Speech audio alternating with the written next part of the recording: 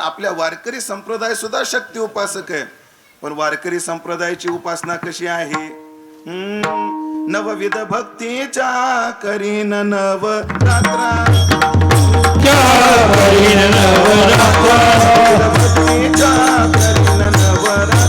नवविध भक्तीच्या करीन नवरात्रा, मागीन ज्ञानपुत्रा, करुणी पोटी मागेन ज्ञानपुत्रा,